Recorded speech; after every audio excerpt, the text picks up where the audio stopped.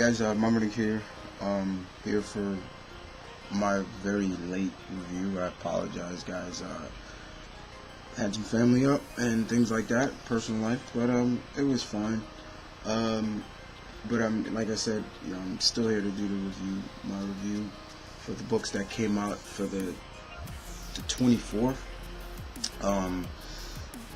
So yeah, I'm a little late, but better late than never, right? So first of all, for all those who follow DarkAvengerINC Plus, know that a title that I review exclusively on that channel, Gen Rise, is on that channel. So if you want to know what happens in Gen Rise number 6, go check out DarkAvengerINC Plus and all the other guys over there, like FatStakeofComics, Chloe and Mark and Gabi and people like that. Yeah. Before I review the books that I wanted to get this out of the way. This was sent to me, guys. Yeah, by a friend called Frederick Dotson. He sent this to me.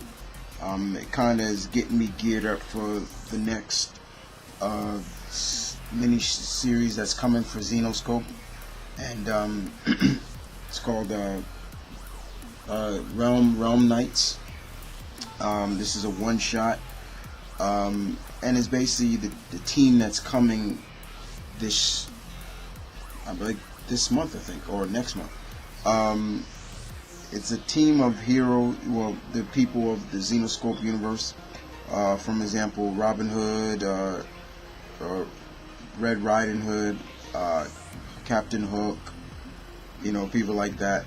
But these characters are done a little differently here in the Grimm fairy tale universe.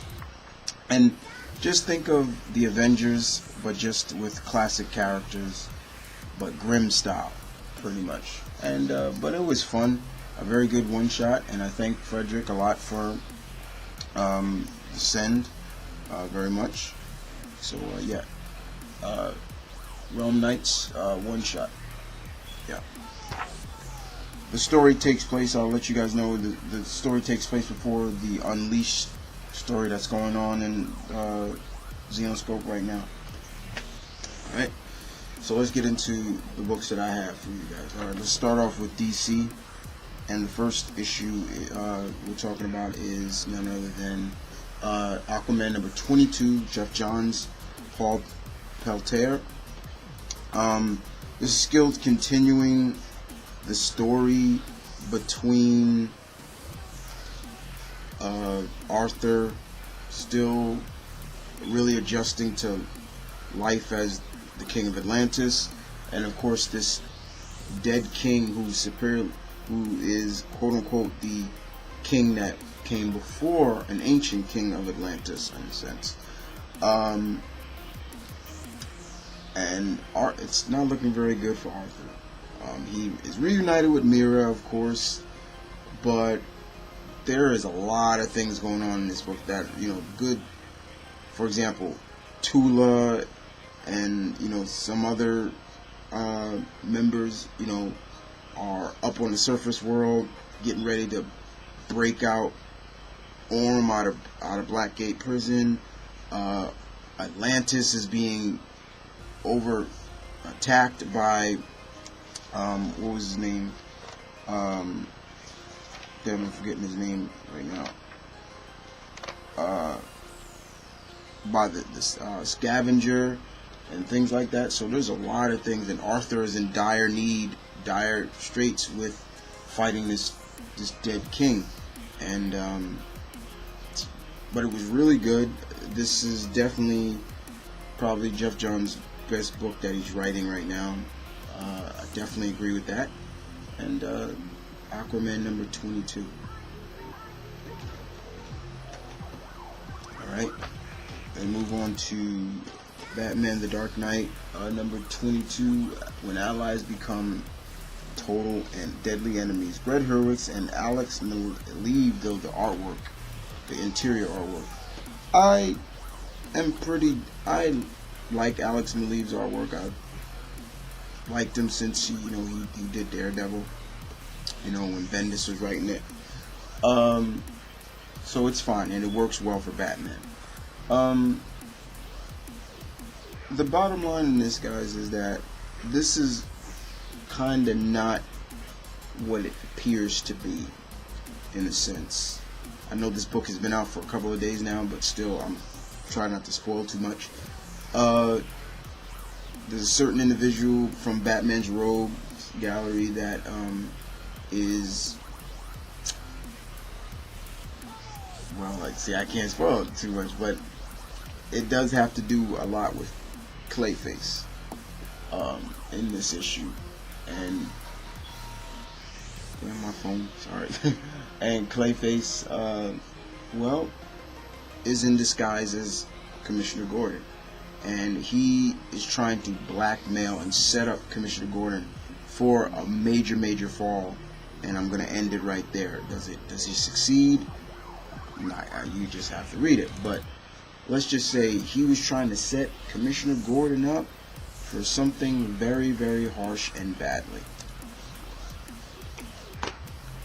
Right? Flash number 22. Alright, first of all, let's get one thing straight. First of all, now, not only is Flash, the movie for Flash is still a go, but now he's going to be introduced in, they're developing a spin-off another TV series for Flash.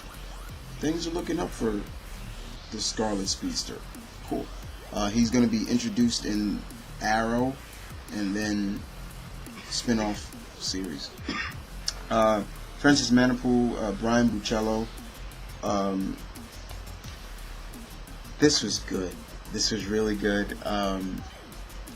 Barry is still on the case of trying to find the, Speed Force killer, and he's really just trying to get down to the scene of the crime, and he knows everybody who is attached to the Speed Force is being murdered by this person. He doesn't know who it is, but he needs to keep them safe.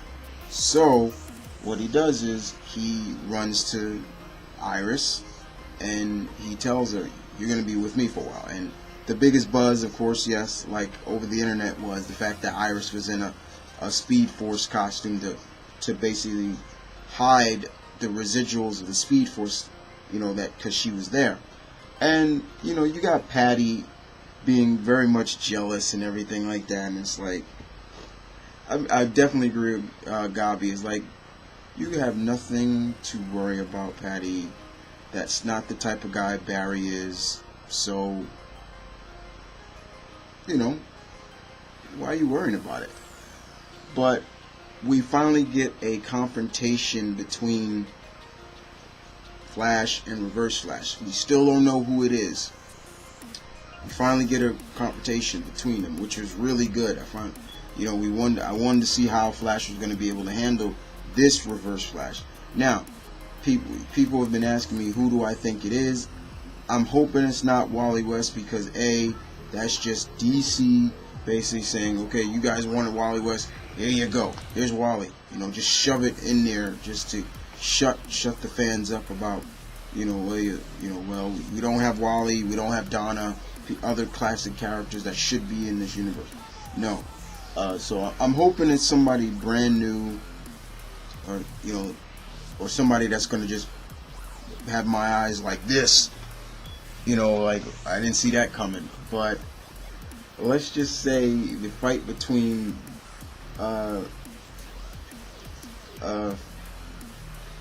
Reverse Flash and Flash, it doesn't go the stereotypical hero comes in, booyah, knocks the guy out, booyah, another punch, and booyah, another punch, and give up, evildoer, something like that. But no, it doesn't go that way, really.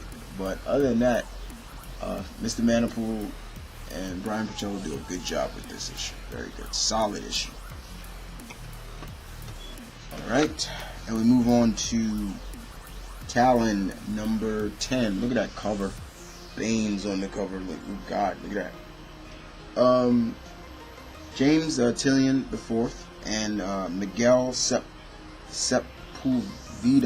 I'm hope I'm saying it, and Simon Kuransky, the Bane of the Hours. Okay, so in this issue, basically, the Court of Owls still have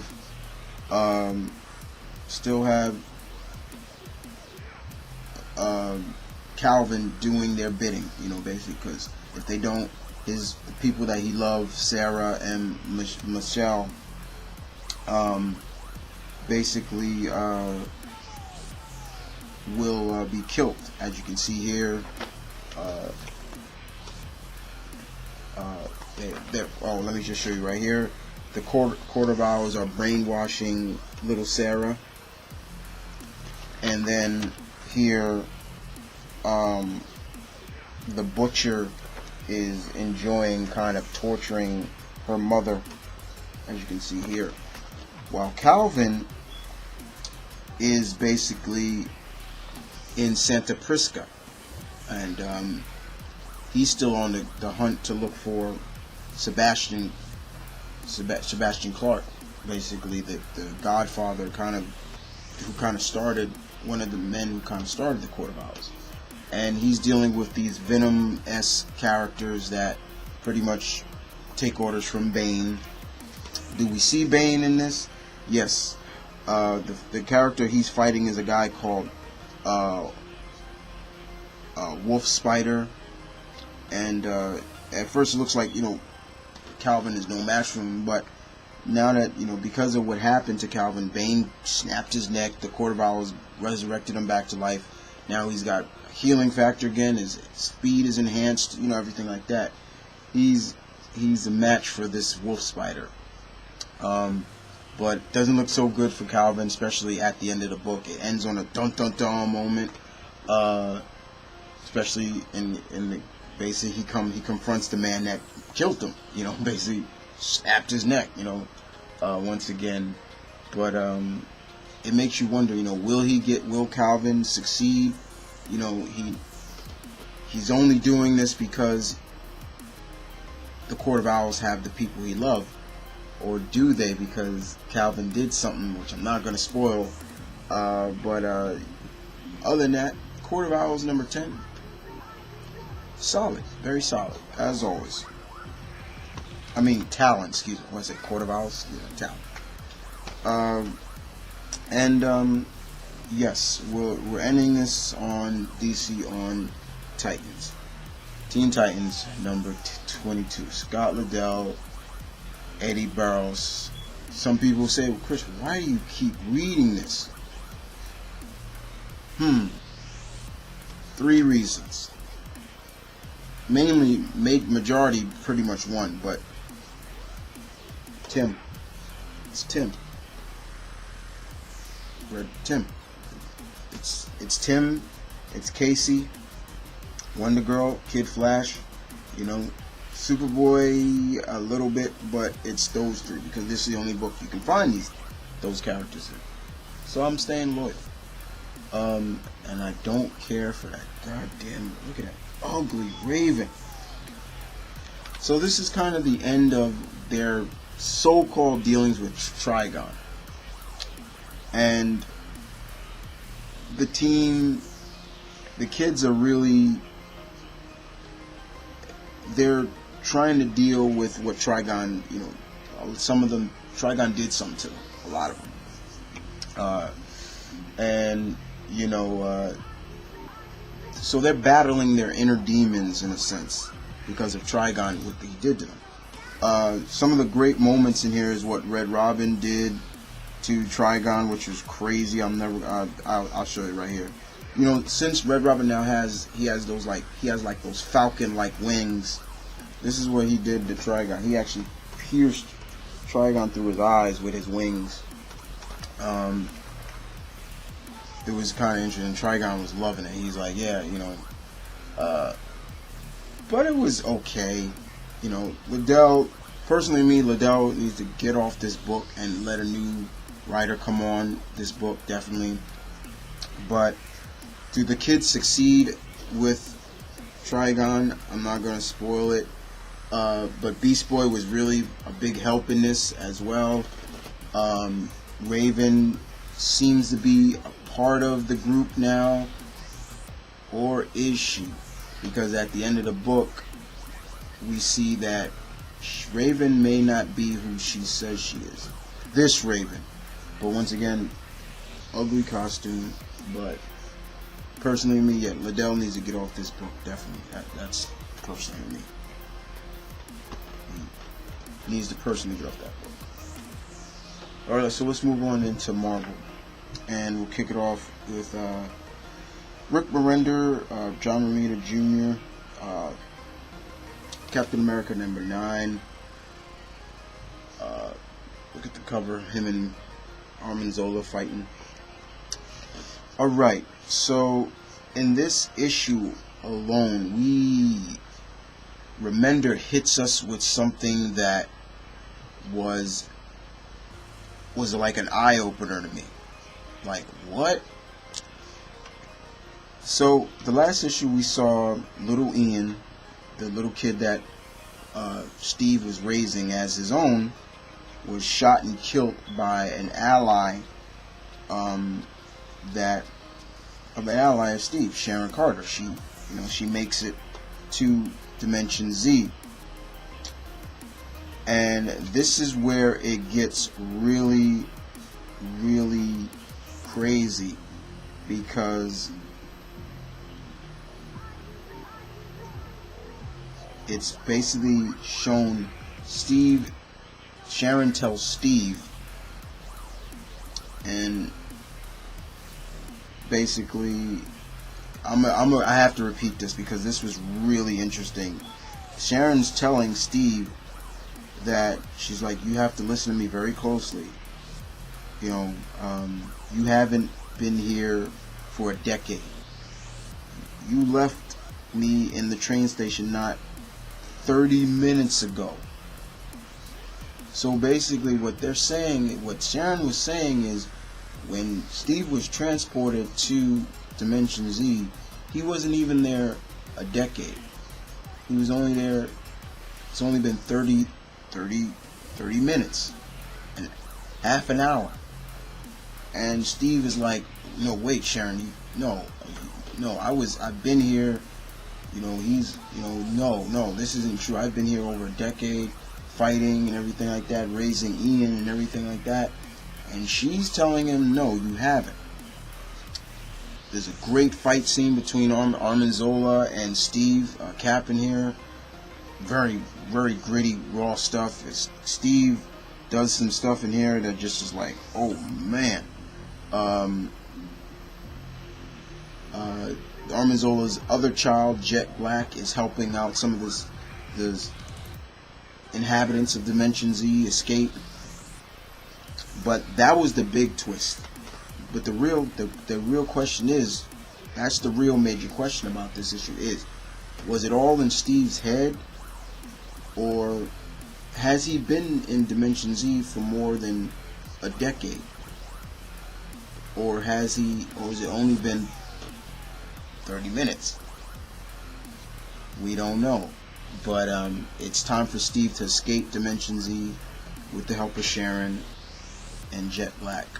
But this was really good. I really enjoyed this. Remender hit me with a, like, what? I didn't expect that.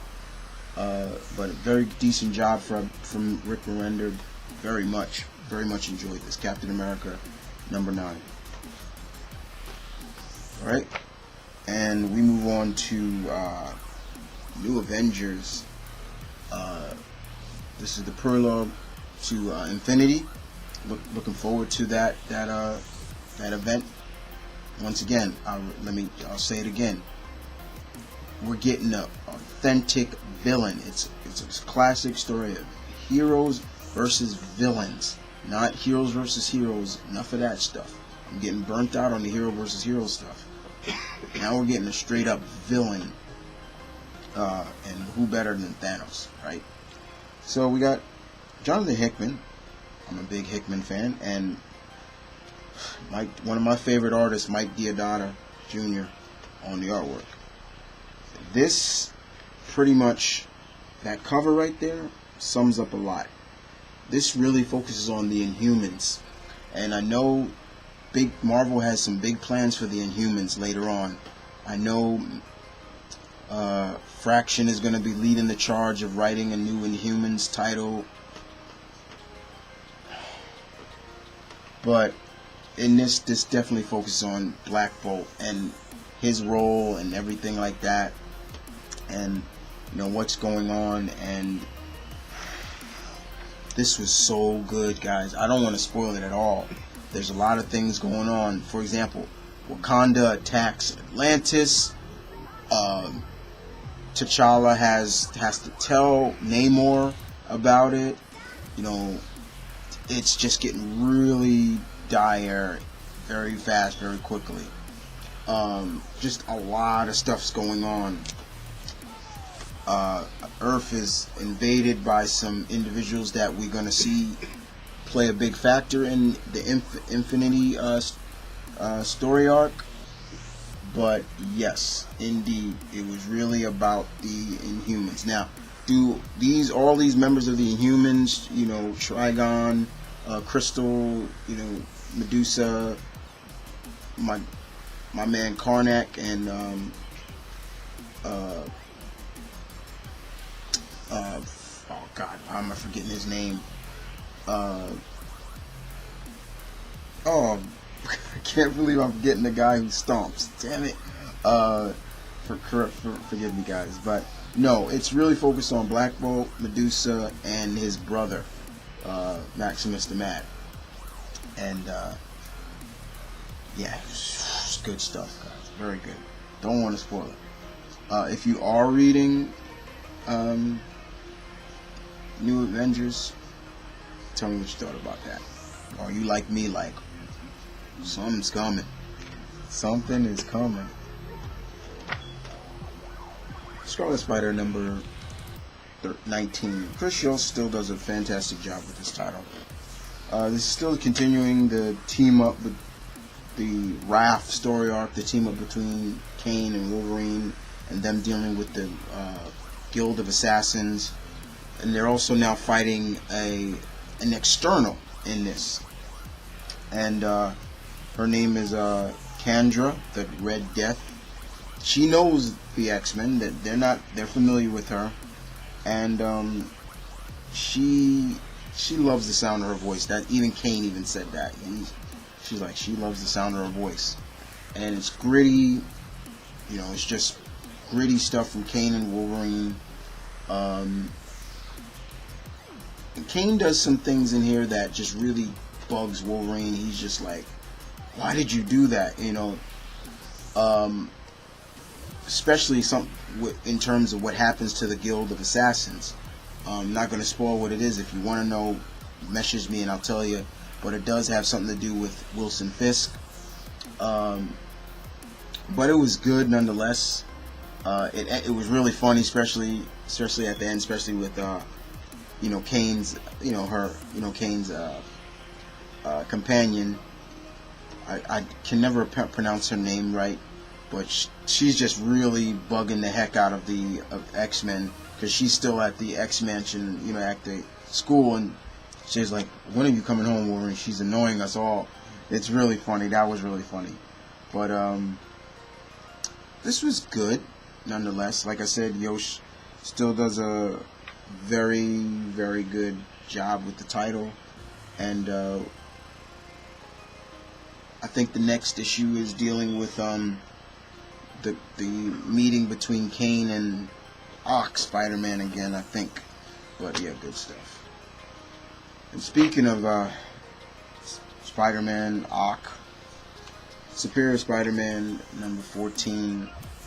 Yeah, Peter is in the new costume in the Spider-Man book now, because he's already been in this costume in the Avengers now. He's in this. Bottom line is, does something in this that really is like, the other heroes didn't do. He takes the fight to Kingpin in Shadowland. He takes on Shadowland, takes on the Kingpin, with a legion of soldiers and robotics spider bots or so. So, and basically,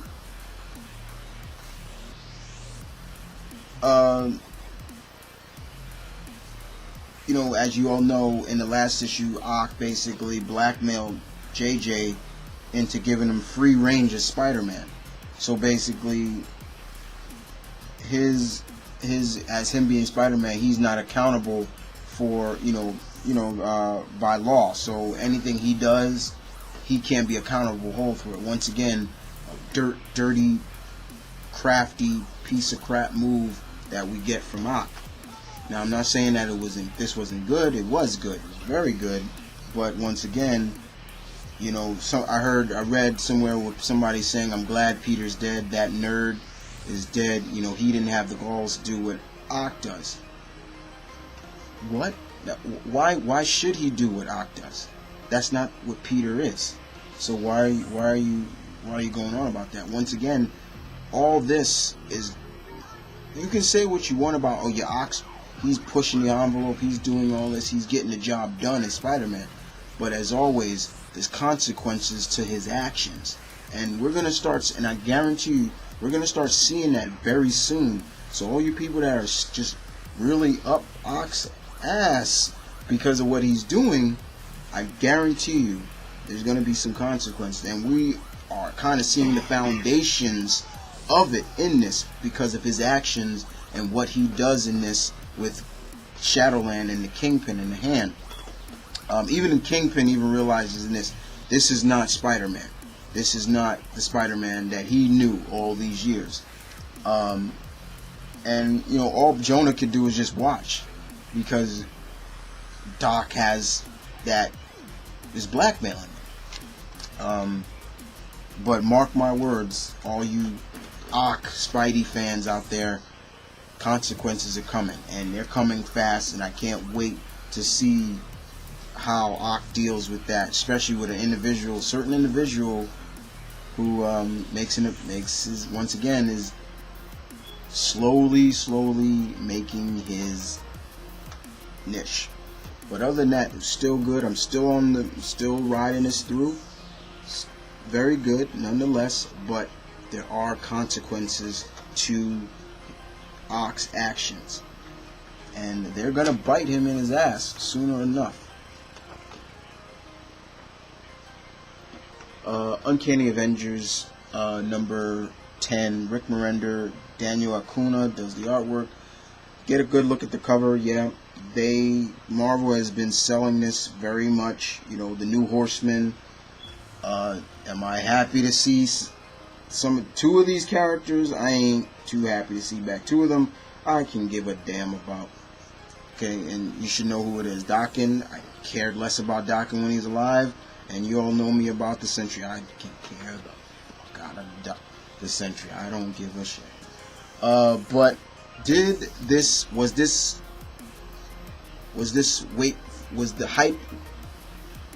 was it about the hype? Was the hype really worth it? In a sense, yes.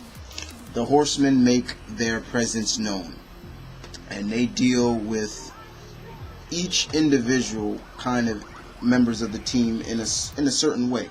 For example, Grim Reaper goes after his brother. I was really interesting to hear what Gabi had to say about, because I really wanted to ask him about how does he feel about Simon, Wonder Man, and this whole pacifistic way he's thinking now. And it was really interesting to hear that he don't like it. I can understand his griefs about not liking it. I mean, Simon,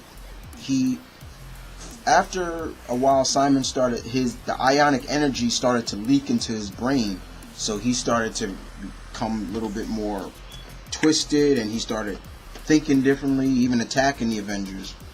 But now he's way better now. But I don't mind it too much, but I think it just came out of nowhere, really. Especially with a powerhouse like Simon Williams. But Daken goes after Wolverine. Banshee goes after Havoc because of the sense of the Summers. Vulcan killed him. Scott killed Professor Xavier, a good friend of his, and we all know Sentry goes after Thor, who killed the Sentry. Thor. So they're all have their grudges but the Apocalypse twins don't want them to kill them. But it was good, and in this issue alone, Wasp is not coming off as the stereotypical bitch racist. She's even in a combination of her classic costume in this. Let me show you to you. Basically, she's talking to Steve, and Steve is going on about, you know, where he's been and things like that. He's not up to stuff. And like I said, Wasp is in like a variation of her classic 60s look right here, as you can see. I don't mind, but I wish she went back to the look that she was before. I like that. I dug that look. It seems that Wanda is realizing that, you know, Havoc may be ready to lead the team, and they have this moment. It was okay until, you know, Sean Cassidy comes and knocks them out of it. Thor and Rogue, you know, once again, Rogue is, you know, telling Thor, I want to thank you again for standing up for me. And Thor's like, look, you're an Avenger now. I'll always be there by your side to help. And I'm loving that. I'm thinking now Rogue is starting to see that she's not the outsider of this group now. And I thought that was cool. And you got Wolverine like, you know, can we knock this stuff off now? But it was cool, indeed. But yeah, it was worth it, you know, to see, you know, Marvel plugging the crap out of this, and yeah, it was worth it. Wolverine and X-Men. This is part 3 of 5 of the Hellfire Saga. Aaron still does a good job, and Bradshaw's artwork, as I've always said, he makes everybody's face very pudgy.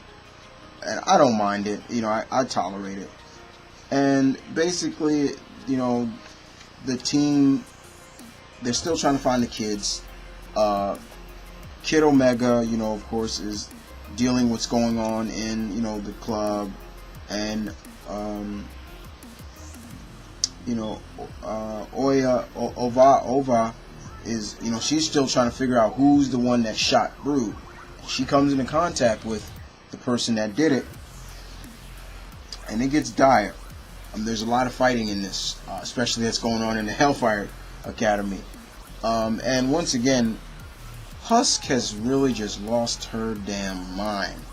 And I'm hoping somewhere down the line we get an appearance by her brother, Cannonball, who is a part of the Avengers now, and he was like, Paige, what the hell is going on with you? Like, she's flipping out. She's just really lost her damn mind, very much. But it was good for what it was. The best part about it was seeing what Krakoa can do. Once again, I thought that was the best part. Is the cover kind of a soliloquy of what happens? Kind of. But there's no Iceman, and there's no Lockweed, and there's no Kitty in this. It's just Rachel, Storm, Wolverine, and Beast. I did like the confrontation between Sabretooth and Dog. I thought that was really funny. But you know, keep up the good work, Mr. Aarons. This has always been a solid read for me. All right. And now we're on to independent wise, and let's go with Dark Horse. And the first one we're talking about is Mass Effect Foundation. This is a 13-part miniseries. You guys should know me. I'm a huge Mass Effect fan. I have all 3 games. I love the story, love the characters. This is written by Mark Walters. This is the same writer who wrote Mass Effect 2 and 3. He was the lead writer. Now, how was this, and where does this story take place? This story takes place a couple of years before the first game and before, as they say here, 3 years after the first Contact War. So when the humans first made contact with, I believe, the Turians. And we get an individual in here. We don't know who she is. It's very gritty stuff. It's on an asteroid mining facility, and pretty much really gritty, very hard, and we get an individual, a red-headed individual, who's looking for an individual by the name of what was his name, Rokes, and of course there's this little bald-headed boy that is going along with this, and he's like, take me with you, everything like that, and she's like, alright, but it gets really dire afterwards. Very good fight scenes in this, just classic stuff. This really sells. The cover is an example of the fight that goes on in here. It's really interesting, especially when we find out really what happened with the little boy, or what we thought was a boy, does to this woman right here. And of course, don't want to spoil everything who she's working for, but let's just say she's working for the Shadow Broker. For all those Mass Effect fans out there, you all should know who the Shadow Broker is. And remember, this takes place before what goes on in the games, so the Shadow Broker is not Liara yet. Cerberus is mentioned in this and everything like that. But this was a good read. But it was really fast paced. It went from point A to point C like pew, real quick. But it was good nonetheless. I did enjoy it. Mass Effect Foundation, good stuff. All right. Green Hornet, Mark Waid's Green Hornet #4. This is the Jonathan Lau cover. Love Jonathan Lau's covers. His artwork is just beautiful. Is this an example of what goes on there? Kato beating the crap out of Green Hornet, his partner? No, but in a sense, there are a lot of things that's going on. This Brit is running for mayor. He has falsely accused a man through his paper of being an assailant of this guy called The Voice, and then we find out who it really is. The shit just hits the fans, and Kato, just good stuff, just good writing by Mark Waid. He just do some more magic. It's very good indeed. Not going to spoil a lot of it. Just if you're reading Green Hornet, pick it up. Mark Waid just does a very good job on this title. Very good. Alright, and we move on to Image. And we are Lazarus #2. Greg Roca. Michael Lark's artwork. Check out the cover.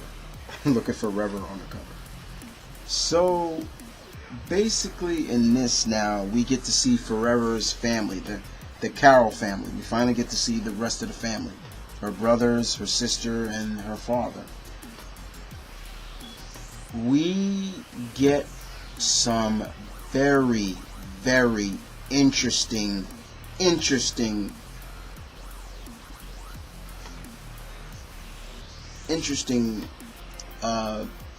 plots in this, especially in terms of Forever. Yes, her name is Forever. Who she really is, and the fact that she may not really be, quote unquote, a blood relative of the Carol family. But very good stuff. Greg Roca once again hits you with a bang. This was a really very big step up from the first issue. It wasn't as gory. It was more dialogue heavy, but the dialogue was really good. Forever is still contemplating her actions from the last issue. She's talking to her father, you know, everything like that. We get to see what this world is like now, that is kind of like only the big families rule everything. We get to see what LA looks like, and you know, after a lot of repairs from a lot of earthquakes that happened, just really dialogue heavy. There's not even an ounce of action in this. Really, it's more dialogue heavy. But like I said, once again, the dialogue is really good. What I will say is the Carol family, they realized that the people that attacked Forever in the first issue is the members of another family called the Moray. So it's almost like we're going to war with them now. You know, it's almost like a mob. You know, you got to take out the Strambonis or somebody like that. You know, stuff like that. But very good indeed by Greg Roca. Can't wait to see what Gabi thought of this issue. Very good stuff. Alright. And if you thought that was trippy, you ain't seen nothing. Probably one of the most trippiest books that Image has. Joe Casey, David Maceda, The Bounce number. This is issue 3. Yeah. This has still just been a fun, trippy ride, guys. I love this cover by Marco Ciccello. Very nice. You see it on the back, like you see the back cover. In this issue, basically, Jasper, he realizes that his roommate has a secret, and his roommate found out Jasper's secret. He's a superhero. He's a hero. He's got these abilities, and Jasper finds out what his roommate is. His roommate is kind of he's not ashamed of it, but he's a cross-dresser. He dresses in women's clothing. He looks like Ginger from Gilligan's Island. And he even says that, you ever watch Ginger? And Gilligan's Island, he's like, way before my time. And, for the best way for Jasper to really kind of cope with this, really, let's take out the bong and let's get smoking, dude. It's like, let's get high.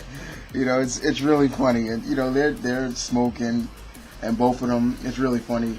His roommates got on Jasper's mask, and Jasper got on his wig, and, they're just like, they're like, so you're a cross-dresser, does that mean you're gay? Things like that. And, he's like, yeah. And, he's like, oh, okay, let me get another hit. They're just laying back, just, and, his roommate is more like, so you're a superhero, so what's it like, and everything like that. And Jasper goes on to say, it's not just for fun, he's doing it for a reason, and things like that. And then we get more of a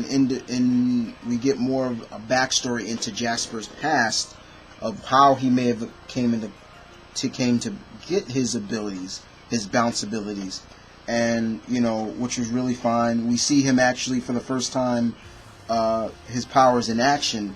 He gets locked out of his apartment, so he has to climb up the fire escape, and it's raining heavily. He slips and he falls. He's falling from the fire escape, and all of a sudden he's going to look like he's going to fall back first. Just he bounces all over the place, and he's like, well, what the, and he's like, holy crap. And pretty much you see him make his costume and everything like that, and he's smoking a joint doing it too. I'm like, good God, this guy. But we finally get a little bit of what happened to Jasper, and in terms of where he may have gotten his powers from, and him using his abilities, to help out people and stuff like that. His brother, who is a DEA, doesn't like it, things like that. But we're really realizing that Jasper, the group, the organization that may have given his powers, they're also maybe involved in it, as well as this drug called fog that seems to be making other superpowered criminals and things like that. And but it was a good read. Just very trippy, very drug heavy, guys. It really is. Jasper, like I said, he's smoking from a bong, he's smoking a joint at one point. It's straight up drug heavy. But if you get past that, it's a very good story, And even though Jasper may be a weed head, but he knows from right from wrong, and he wants to do right with his newfound abilities. And we move on to Bloodshot number 13. This is Valiant. This is still part of the Harbinger Wars. Dwayne Straczynski, Barry Kitson does the artwork, and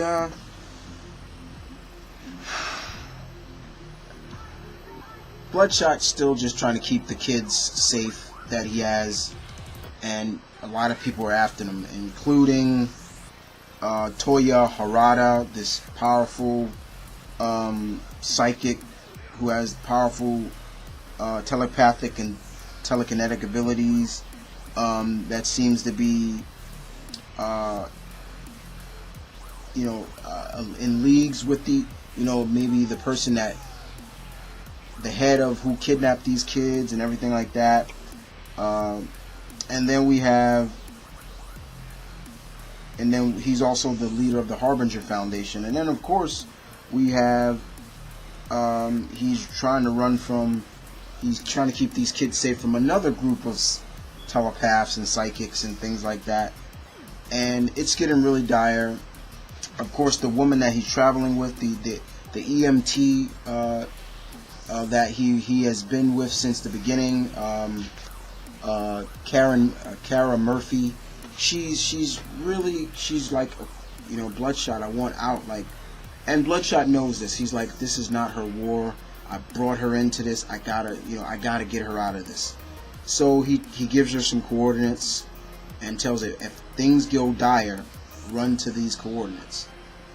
Things does get dire, she leaves, and you get to see what the coordinates was for her. But it ends on a sour note for Bloodshot, and it looks like they're gonna give us a 0 issue, and then the story that ended here is going to lead into, I believe, issue 14, which is going to be retitled Bloodshot and Hardcore. But other than that, solid issue by Dwayne Straczynski. Still loving Bloodshot. There you go. And last but not least, we're back to ZENESCOPE. And we're talking about Robin Hood Wanted. This is issue number 3 of 5. Pat Shane still does a fantastic job writing, and I told him that personally, and he's even thanked me on YouTube personally. He watched my review, guys, and he actually said thank you. Yeah, and so basically, in a sense now, Robin is back in the realm of the mist, and she wasn't brought there willingly this time. Her and Will Scarlet are brought there by some mystical assassin that has been hired by Guy of Gisborne. And in this issue alone, we get some very, very good, some juicy stuff in this, especially between the origin of Robin, for example. And I don't want to spoil too much, but the fact is, she may not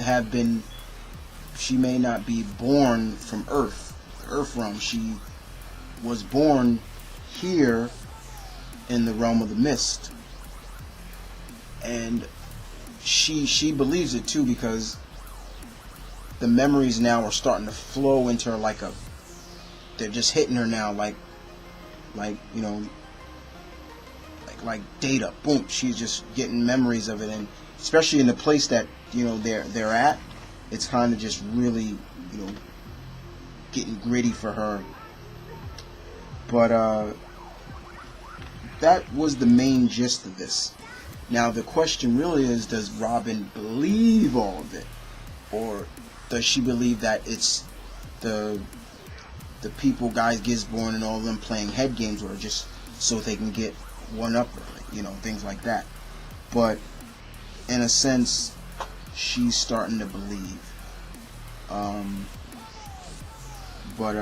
Yeah, this was really good. This is one of my favorite miniseries under the, you know, the ZENESCOPE and the Grimm fairy tales. Robin Hood. I'm a huge Robin Hood fan. I don't care how they make, you know, I don't care if it's a boy or female, you know, Robin Hood has always been a favorite folk hero of mine, you know, whether he's real or not, you know, but a great folk hero nonetheless. Robin Hood, Wanted, number 3, good stuff. Okay, so guys, that's it, guys. Yeah, so I hope you guys enjoyed that. I'm sorry about being late. I want to thank once again everybody for watching. Check out, you know, everybody, check out my channel. Check me on Facebook, Twitter, Tumblr. I'm everywhere. Follow me follow everybody, all the Dark Avenger Inc. family. You know, follow FatStakeofComics, Gabi, you name it. Everybody, just follow. You're going to be in big trouble. No, I'm just messing with you. But once again, I want to thank Frederick once again for the Realm Knights one-shot. I appreciate that very much, as always, guys.